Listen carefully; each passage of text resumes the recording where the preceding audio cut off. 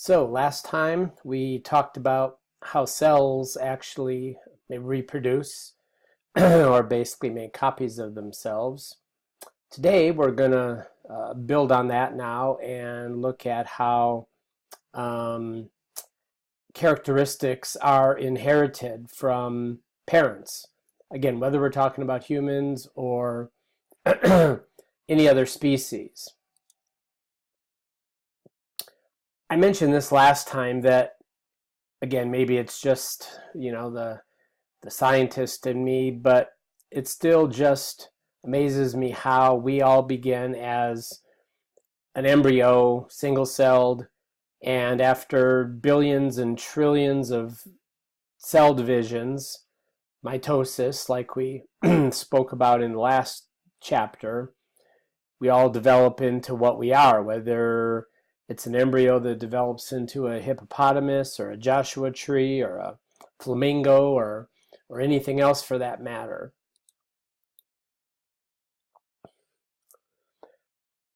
So basically, science is about experimentation and it's about replication. It's about having controls. But again, a big part of science is about doing experiments that are more than just one short little time, experiments that are repeated over and over and over again. And only after repeated experimentation and testing hypotheses, of course, along the way, can we start building on our scientific knowledge. Sometimes we're also fortunate to have a long-running experiment that we didn't even set out to do. But in retrospect, we can go back and look at the data and learn from it.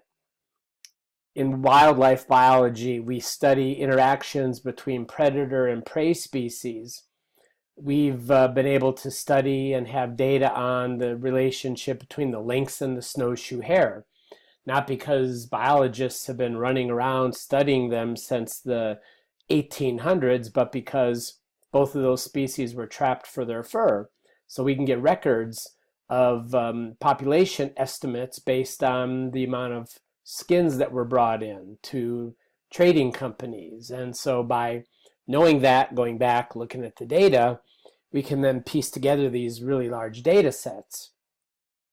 And in genetics, one of the experiments in retrospect that we can go back and look at are genetic experiments with the dog species that we now take for granted.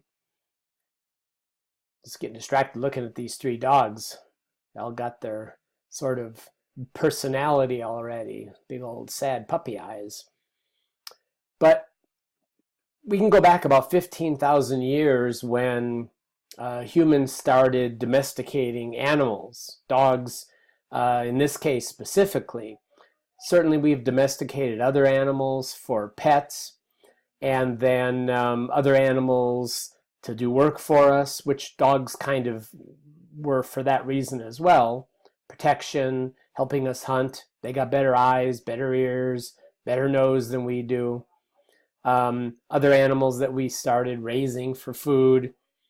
But, and there's I was just remembering there's a movie that had come out recently about sort of the first dog that was ever domesticated, right? If you remember that sort of the Boy and the Wolf movie. I can't remember what it's called now, but so basically dogs have been domesticated going back about 15,000 years. And every domestic dog, every breed of domestic dog, from these Labrador to Chihuahua to Great Dane, all came from wolves.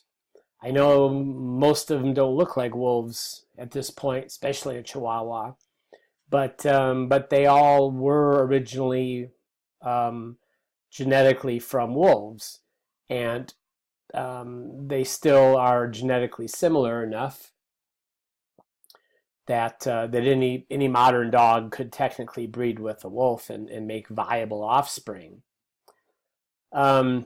As far as labs specifically, that breed goes back to the 1880s, late 1800s. Parents that, as your book points out, are basically the parent of almost all modern labs. And as you may know, or if not, this image depicts basically the fact that there are three variations. The labs can be black, sort of blonde, or yellow, I guess they're called, or the chocolate lab, like the one on the right. But basically, we can look at dog breeding going back, again, for thousands of years, and look at the effects of this long-term breeding. Unfortunately, a lot of the so-called purebred species tend to have more problems, more genetic problems. Labs tend to have certain health issues that can crop up with their hips.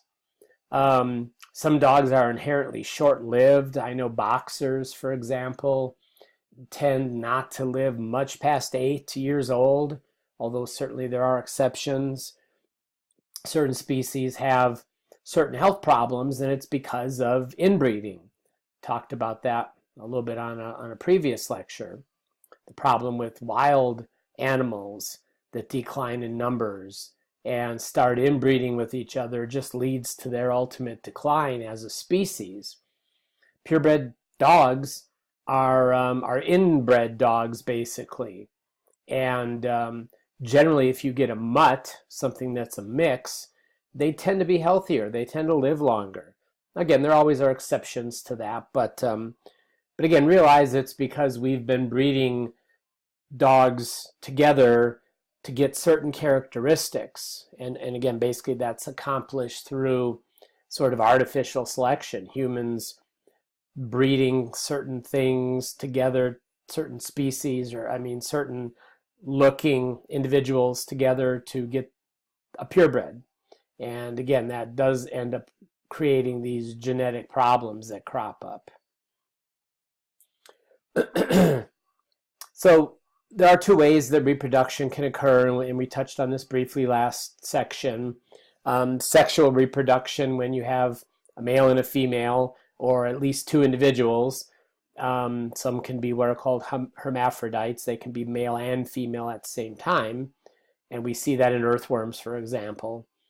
But basically, fertilization occurs, the zygote develops, and then you get genetically different individuals. They're different because they're a mixture of the parent's genetic pool. Whereas when you have asexual reproduction, which can occur in animals, certain species, as well as plants, it's basically the kind of equivalent to mitosis. In other words, a cell duplicates its genetic material, but it's the same genetic material that's distributed to the two daughter cells. And in the case of these planaria, which can reproduce sexually or asexually, they can reproduce asexually, but again, it does result in individuals that are identical. And there are pros and cons, really, of both of these types of reproduction. But sexual reproduction has been the reason that species have been so successful. And again, that's kind of the evidence that sexual reproduction is beneficial to species, because most eukaryotes, the higher organisms, more advanced or complex life, reproduce sexually, as opposed to just asexually. It's pretty rare that things can do both. Well, maybe not rare, but it's far less common that things like the planaria can reproduce sexually or asexually. Coast redwoods can reproduce by seed, which would be sexual reproduction, and they can also sprout from their own stump. So when they reproduce and make seeds, those are genetically different individuals. Every seed is different. Whereas if a new tree sprouts from a tree that falls over and dies, those individuals are going to be identical, copies of the original parent that was the source of that sprout. Now, if there weren't any advantages to asexual reproduction, it wouldn't exist. Things would just die off if there weren't advantages. And so some of the advantages are, and if you thought about this, I bet you could come up with a couple of these anyway. Obviously, one huge advantage is you don't need to find a mate. You don't have to have more than one of you around to be able to make offspring. I talked about the Komodo dragon in the zoo reproducing asexually, typically because it was alone and there weren't any other Komodo dragons, no male Komodo dragons. And so for a survival instinct kicking in, and again, not all species can do that, but that's one of the advantages. You don't need to be able to or have to find a mate. Plus, part of that also then is it takes a lot of energy to go through the process of mating. And I don't mean the actual copulation when sperm is exchanged. But in most species, the males go through some level of a courtship process. You may not have quite figured out what's going on in this picture, but it's these species of tropical birds, different things like birds of paradise. But birds are a good example in general because the males are showier. They tend to have more colorful plumage. And it isn't so that we can enjoy looking at them. It's so they can try to be better at attracting a mate. And so not only is it about color, but they display, they do different dances, or they sing at the tops of trees. They have to fly from place to place, perch to perch, to try and attract the attention of a female. And then some species, it's even more elaborate where they bring gifts to the female. But ultimately then you have to, go through that whole mating process. And certainly for the male of the species, it takes a lot of energy. And so you're saving energy if you could reproduce asexually. And of course, the other advantage is every individual can make offspring. If you have an unbalanced sex ratio, you have a different number of males to females, and not all of the individuals can find a mate, or there are more females than males, or vice versa. That may mean that not every individual can actually make offspring. If there aren't enough females for the number of males, then there'll be a bunch of males that won't have the opportunity to reproduce. Or if the ratio's skewed the other way, there'll be a bunch of females that may just not be able to find a mate.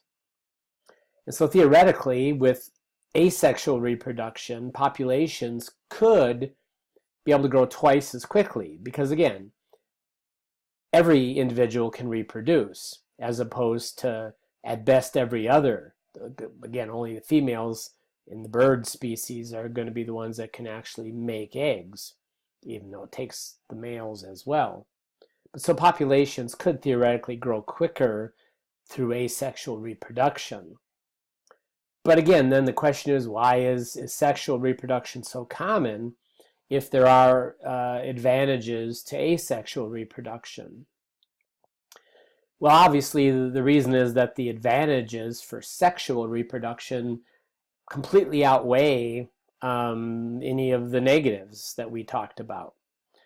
One of the main benefits is that sexual reproduction creates a lot more variation. Remember, every individual is going to be genetically unique. Even twins in humans, or if you had twin calves born, or if you've got a litter of kittens, even if their colors are nearly identical, it doesn't mean they're identical genetically. And so that variation keeps the population healthy and diverse, gives them the best variability to adapt to changing conditions, which makes them better able to survive. And the reason that this variation is created is because the process of meiosis is occurring, which is the division of the nucleus.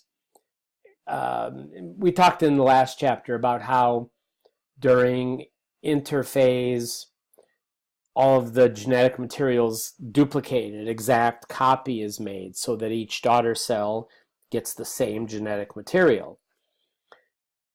There's a similarity to that, but also a very key difference between mitosis and meiosis. In mitosis, and we'll get into this in more detail, but in mitosis, every offspring, every daughter cell gets an exact copy of the full complement of the DNA. And so those daughter cells are identical. In meiosis, which is kind of a two-step process, remember you have a contribution from the male, the sperm, and that's got a copy of the genetic material from that parent, and the female contributes the egg, which has a genetic copy of the material from that parent, so that when those two things combine, they make a brand new individual that has a different suite or complement of genetic material. And so meiosis, you'll see, is a parallel process to mitosis, in that you still have a prophase, you still have metaphase, you still have anaphase, and you still have telophase. So those processes of the cell dividing are exactly the same. The only difference is basically that happens twice. The genetic material is duplicated, just like mitosis, and then it's split into daughter cells, and each of those daughter cells have the full diploid number of gametes. So each of those have the full complement of DNA. But then each of those daughter cells split the DNA, the genetic material between the daughter cells, to create 4 cells that each have half of the number of gametes, the haploid number of gametes. And again, remember, the key difference is with sexual reproduction, the end product is to have an embryo that has the full complement of DNA, right? The diploid amount of DNA. And so to get there, it has to start with the sperm having a haploid number, half of the full complement of chromosomes, the egg and the sperm both having half the number of chromosomes, so that when they merge and become one cell, now they're back up to the full number of chromosomes. And then from there, it's again nothing but mitosis, trillions of times to make a whole new living organism. So ultimately, the process of meiosis leads to, again, haploid cells that have half the number of chromosomes. And then again, because of that, and because of the DNA coming from 2 different individuals that makes the new one, it creates variation, differences in the characteristics. Now, we're kind of accustomed, maybe just because humans, we tend to kind of focus on us, we know the most about us. We have a certain life cycle. Part of our time is spent as haploid, but only as an egg and a sperm. All of our life, other than the egg and the sperm, are diploid. And so that kind of is the reference point that we have, the way living things are. But there are 3 basic different types of life cycles that living things can have. Diploid dominant, where the multicellular diploid stage is the most obvious. And there's no multicellular haploid stage. That would be kind of like us. As from when we're fertilized, we are diploid. And we're diploid until we die. And so that's what a diploid dominant life cycle would be. But again, that's only one option. Haploid dominant is basically the multicellular haploid stage is the most obvious. And there isn't a multicellular diploid stage. And these are in fungus, for example, all different kinds of fungi, as well as some algae. And then there's the kind of the more balance of the two, where the generations, the haploid and the diploid, alternate. They're both obvious. Like in humans, the haploid stage isn't obvious because it's only in the ovary and in the testes. And as soon as you're born, you're already a diploid organism.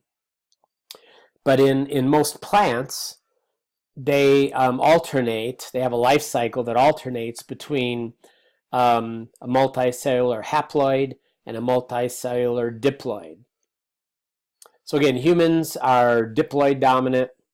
And again, because we only are haploid in the testes and in the ovaries, from fertilization, that's what N, sperm N, egg N refers, N means haploid, just one N, half the number of chromosomes. And then everywhere else where it says 2N, that's the diploid stage, where we have a full complement of chromosomes. Again, we're not going to get into life cycles much beyond just basic ideas. You're probably thinking, fortunately, looking at some images like this. And it is interesting in botany, for example, that you get into talking about life cycles more. And it's some pretty fun, interesting stuff. But this shows the typical life cycle of a fungi, like a typical mushroom, for example. And you can see the lighter blue on the left is the haploid stage. The more purplish color is dikaryotic, and only that little bit of kind of peachy color at the bottom of it is the diploid stage. So most of the time, like when you see an actual mushroom growing out of the ground, it's a haploid stage of that fungus. It's not the diploid stage like an adult human. And then a typical life cycle of a plant, like a fern, for example. You see that basically half of the life cycle from when the little spores are produced to when the little gametophyte starts growing, and then the egg and sperm are mature, being the haploid stage, and then at the point of fertilization, now the little zygote there, which is going to grow into the adult, is the diploid stage. And then you see basically the adult plant, the part of the plant you normally see. And then that's diploid until the point where it produces those spores again. So again, some really interesting stuff in relation to life cycles of plants and other living things. But for the purpose of this class, just understanding there are three different life cycles and making sure you can identify what those are and the type of organism that has that type of life cycle. So back to meiosis then.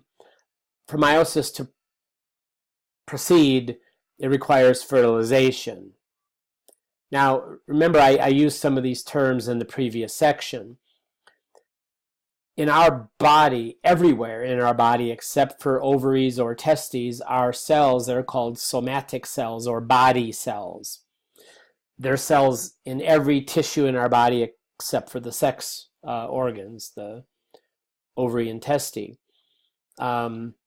Those always contain 2 copies of each chromosome, a full set of chromosomes, which again is the 2N or diploid number. 2N diploid basically means the same thing. Meiosis only occurs within the ovaries and testes. And again, it's analogous, or it's basically parallel to mitosis, except that it's like mitosis happening twice in a row. Because again, we have to go from a full set of chromosomes that are replicated and go to daughter cells, and then each of those daughter cells make 2 more daughter cells. So we go from a diploid number of chromosomes to 4 daughter cells that each have a haploid number of chromosomes. So again, if you got mitosis down, you should be able to get meiosis down, because for our purposes, and you look at the process, it's basically the same process.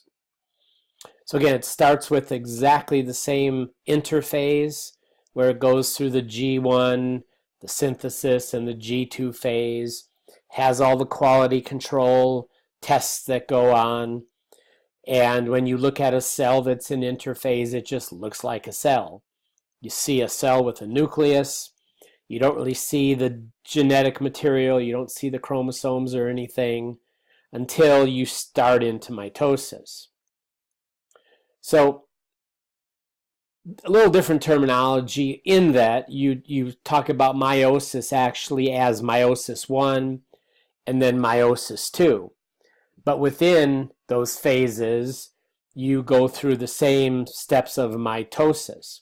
So again, starting with interphase, followed by prophase, metaphase, and anaphase.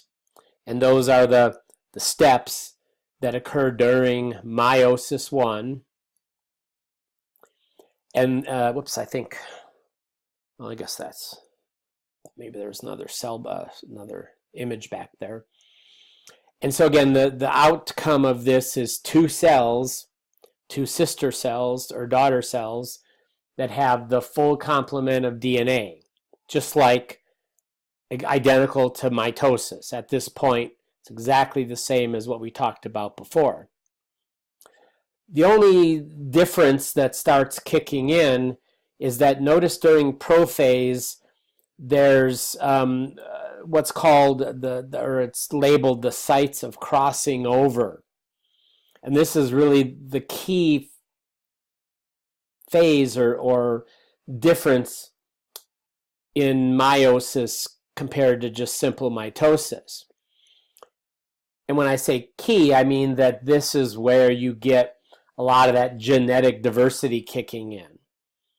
So your book, again, covers this in a little bit of detail, and that's all the detail that we need.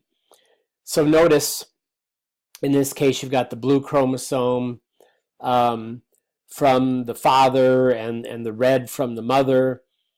And then what happens during crossover is the chromosomes sort of overlap.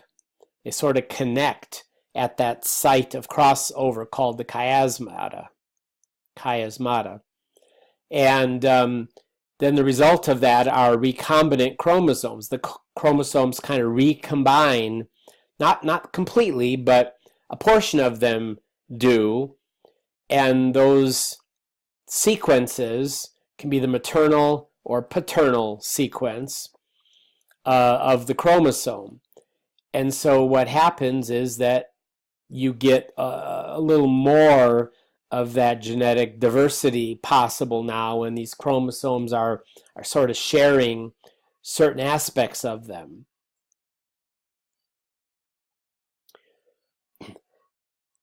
And so when we're looking at this whole process of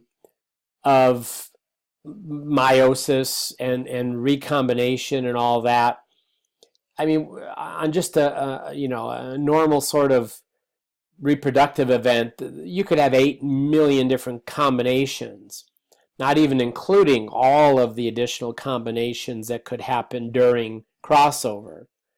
And again, there are some images in your book that help, again, kind of help show you what's going on. You can have these different arrangements. Just showing you one example here during metaphase when this happens, and you can see just a few of the different ways that the chromosomes can be kind of recombined or sorted. And then again, you look at millions and millions and millions of possible combinations that can result from this. So at the end of meiosis 1, you can have this recombination occurring. Now we pick up meiosis 2. And again, notice looking at the chromosomes there, you've got the two daughter cells that have the full complement, the 2N complement of chromosomes. And you can see by them being color-coded, the mother and the father. You can see all the little sites of recombination. And then we keep going on here through, again, a second prophase, a second metaphase, second anaphase, and then the second telophase and cytokinesis that results, again, in 4 daughter cells. So you start with 1, you get 2 that have the full complement of DNA, and then those 2 just undergo mitosis again, where they split into the 4 daughter cells. But again, because the cells didn't duplicate their DNA again in meiosis 2, the 4 daughter cells are haploid, half the number.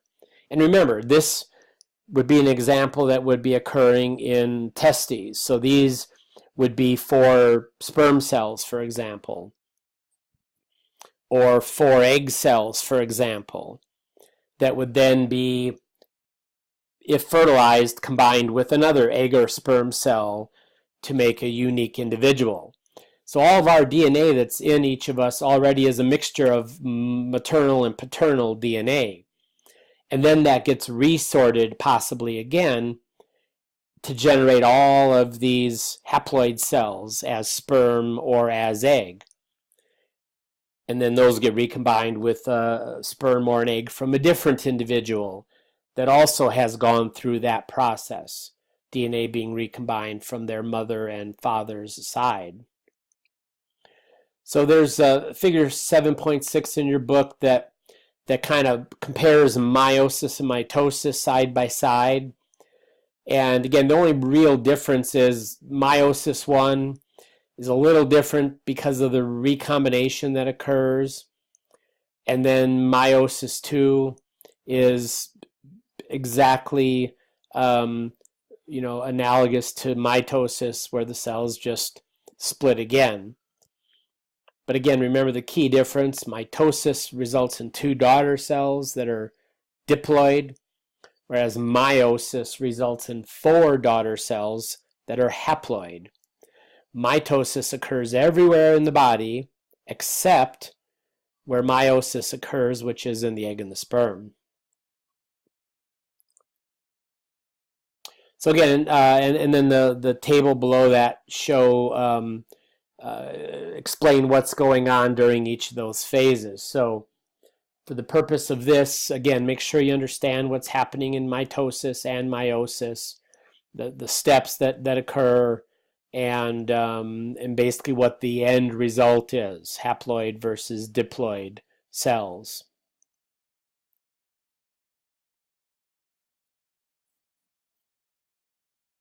So again, just a summary of what I just said. Again, it's probably a good time to really remind everyone that it's really important in science, because it is a foreign language. So many words you probably never heard of before this class, that you really have to focus on those key terms at the end of each chapter. It's also why some of these assignments that I'm having you do are writing your own quiz questions.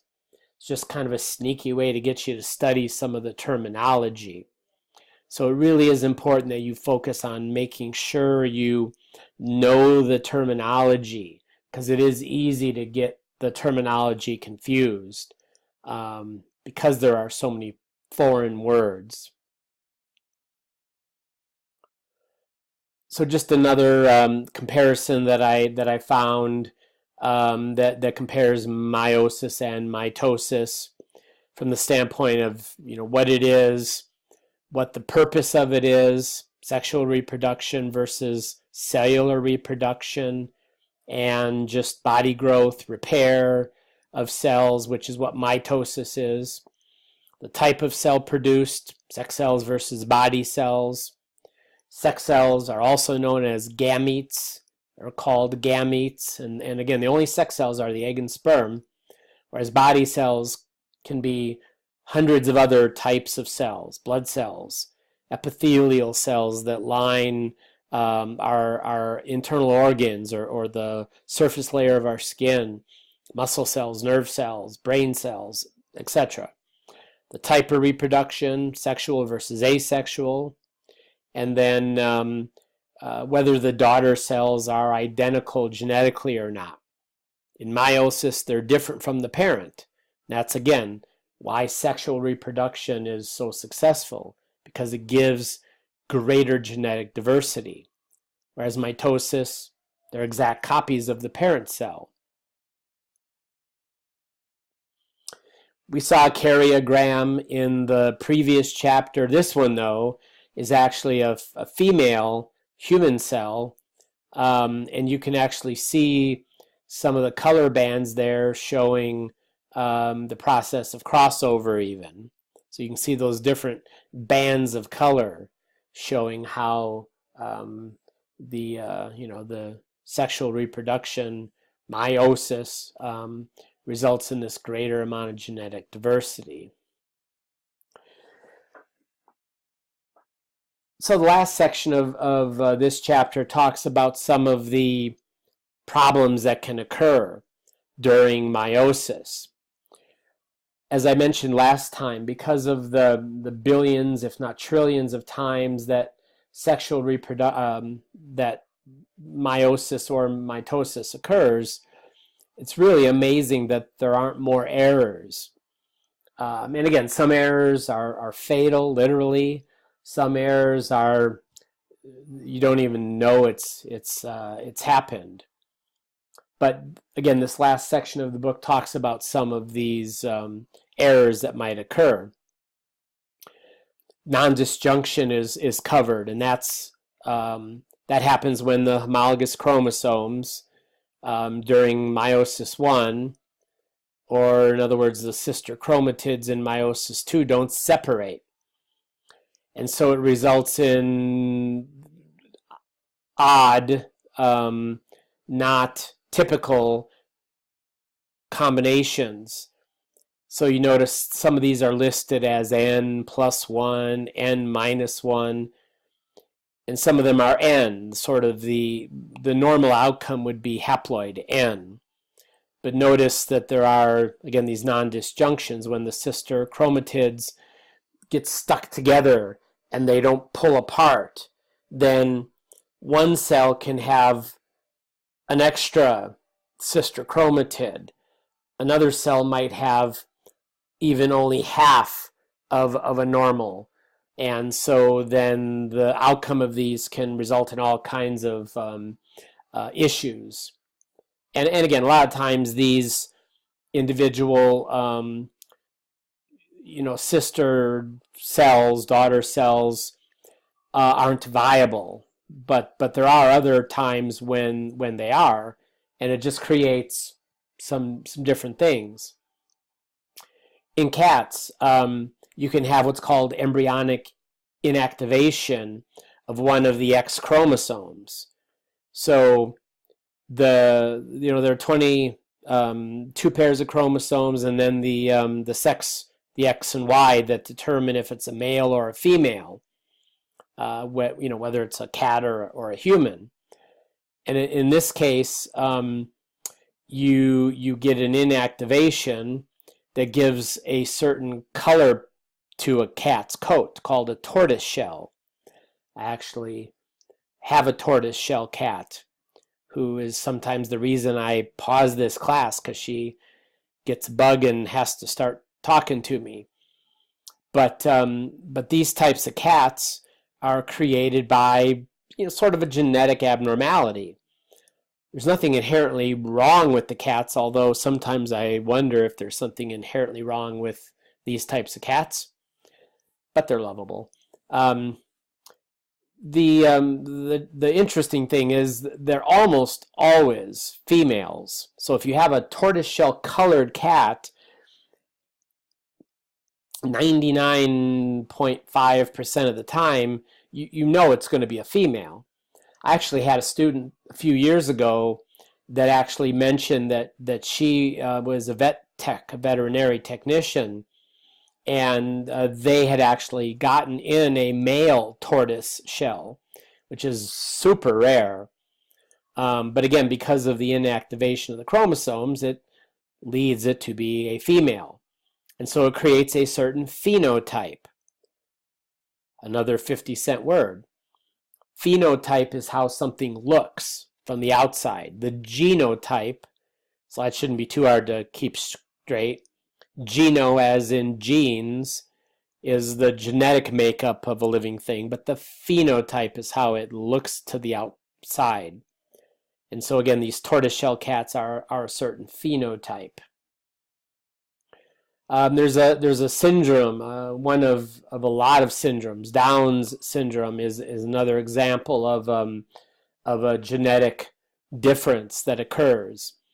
The one that is shown here, Cri-du-Chat syndrome, just creates a certain sort of physical appearance, and it's with the, you can kind of tell maybe with the mouth of this child as they show him from age 2 to 12. I mean, again, it's nothing that's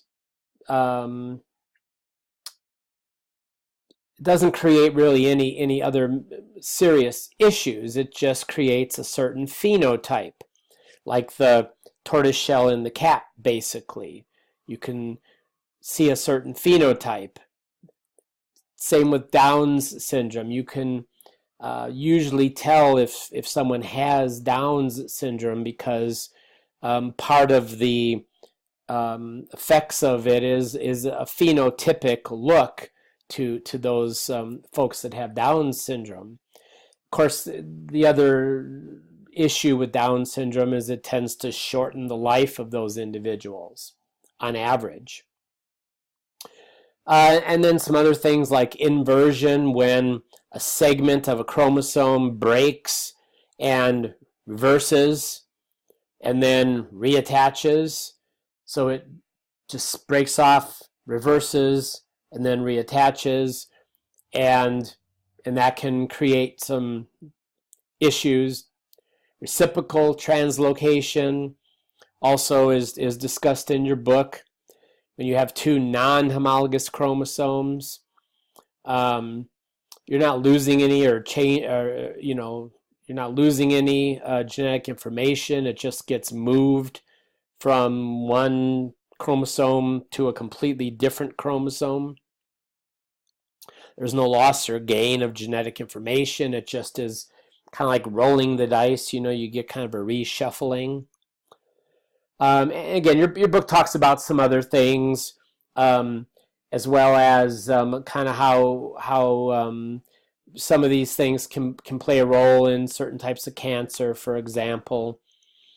And again, this isn't a physiology course or anything, so we're not going to get too deep into the specifics on how these things happen. But again, be aware that there are some abnormalities that can occur during meiosis that can result in diseases, syndromes, phenotypes, a certain look, offspring that have a certain look. And again, given the trillions of times our body's cells reproduce through mitosis or meiosis in our sex cells, it's almost amazing there aren't more of these errors in transcription. Again, I think a big emphasis of medicine is to continue to find ways to be able to diagnose these syndromes, even maybe in the fetus, so that potentially, and we're not there yet in most cases for most of these errors, but that you could go in there, and with gene therapy, you could fix the issue. So that, for example, a child who might otherwise be born with Down's syndrome, that could be fixed before they even are fully developed and before they're given birth to. Creates a challenge, an ethical challenge, I guess. As humans, we always want to be able to fix problems if possible, right? And especially if it's a problem with another human. We want to be able to cure diseases, keep people healthy, and let us all live, good, healthy lives. And we'd like to avoid having any child ever born with any sort of disease or syndrome or abnormality. And so if medical technology can progress to the point where they can find and fix these problems, obviously there are going to be a lot of doctors and scientists that are going to want to be able to do that. And I'm a parent that knows that maybe their baby, their fetus is going to have a certain problem. And if it can be fixed, why wouldn't you, right? We all would want our children to be born completely healthy and given the best chance at a happy life. But the only thing I'll say is you can kind of get into this sort of what's called a God complex. And you start doing things just because you can. And I'm not saying there's anything wrong with that, but I think we also have to ask the question, and I'm not saying specifically in the case of should we cure some genetic issue before a baby's born. Just in general, we should always ask the ethical questions. Just because we can do something, does that mean we should? And again, I'm not saying that we shouldn't. It's just that question that we have to ask as well. Do we really want to be able to play God in instances? Kind of the idea of, on a whole different sort of scale, and we're not here yet either, but with dinosaurs. Do we want to be able to bring back dinosaurs someday? We'd have to build a Jurassic Park, basically, right? Put them in a zoo, and then engineer them so they can't go out of control and reproduce, right? Kind of like what Jurassic Park is based on, the original one. But just because we can do that, should we necessarily do it? Dinosaurs had their time on the planet. They were here for tens, if not hundreds of millions of years, and then they went extinct. It's the normal process for species to come and go as living things on this planet. If something has come and gone extinct, again, we should just be asking the question, should we do something just because we can do it? And we'll get more into that, especially when we get to the very end of the semester and start talking about conservation biology, for example.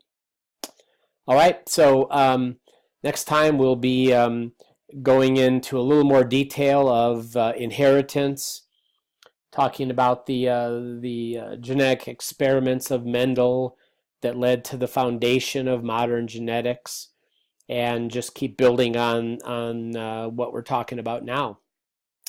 So until next time.